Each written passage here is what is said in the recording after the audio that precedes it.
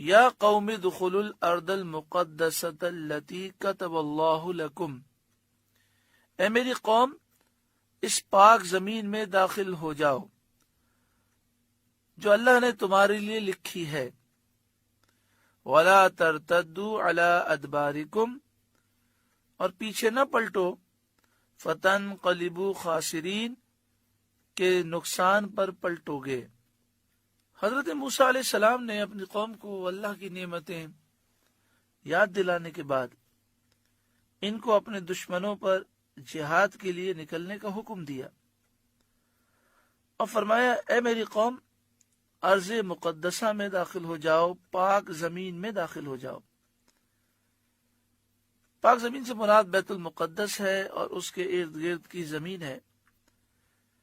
اس زمین کو مقدس اور پاک اس لیے کہا گیا کہ وہ انبیاء کی مسکن ہے، انبیاء نے یہاں پر سکونت اختیار کی۔ اس سے معلوم ہوا کہ انبیاء کی سکونت سے زمینوں کو بھی شرف حاصل ہوتا ہے۔ حضرت کلبی سے منقول ہے کہ حضرت ابراہیم علیہ السلام کوہ لبنان پر چڑھے تو آپ سے کہا گیا، دیکھیے جہاں تک آپ کی نظر پہنچے وہ جگہ مقدس ہے اور آپ کی اولاد کی وہ میراث ہے، آپ کی اولاد اس کی مالک ہوگی۔ یہ سرزمین کوہ طور اور اس کے ارد گرد کی سرزمین تھی۔ ایک قول یہ ہے کہ پورے ملک شام پر آپ کی نگاہ پہنچی، پوری سرزمین کو مقدس بنایا گیا۔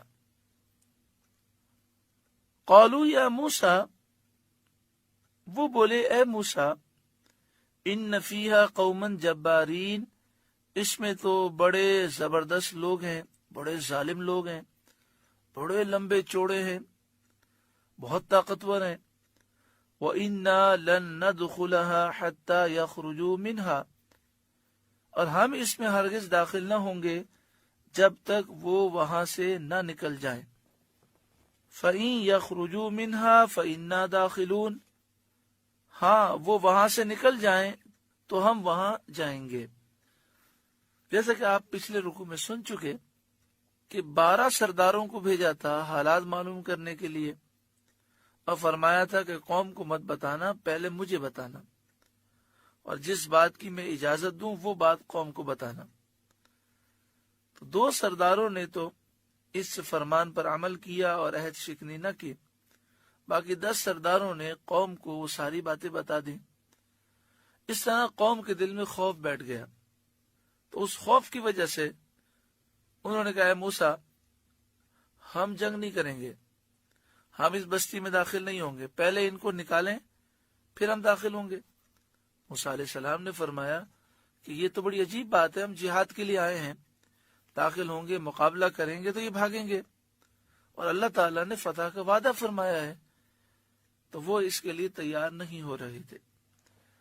قال رجلان من الذین یخافون، 2 مرد کہ اللہ سے ڈرنے والوں میں سے تھے، یعنی حضرت کالب بن یوقنا اور یوشع بن نون، جنہیں حضرت موسیٰ علیہ السلام نے بھیجا تھا، اور یہ 12 کے ساتھ گئے تھے، لیکن واپس آ کر انہوں نے اپنی قوم کو کوئی بات نہ بتائی، بلکہ موسیٰ علیہ السلام ہی کی بارگاہ میں ساری باتیں عرض کیں۔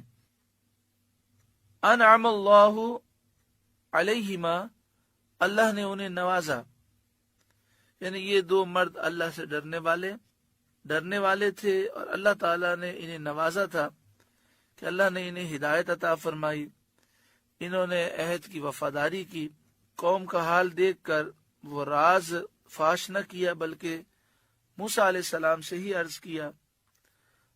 اور ابھی آپ سن چکے باقی سرداروں نے تو یہ راز فاش کر دیا اور قوم کو ساری باتیں بتا کر قوم کو ڈرا دیا۔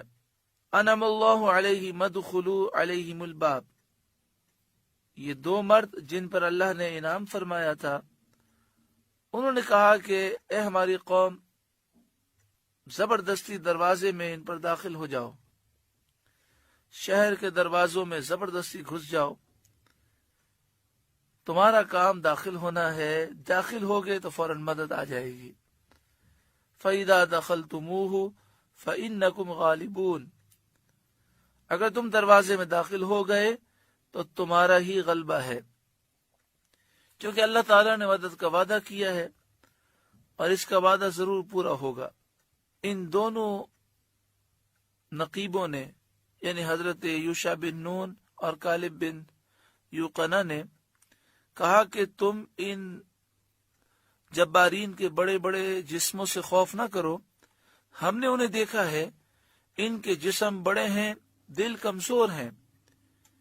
ان دونوں نے جب یہ کہا تو بنی اسرائیل بہت غصے ہوئے اور انہوں نے چاہا کہ ان دونوں پر پتھر برسا کر انہیں ہلاک کر دیں۔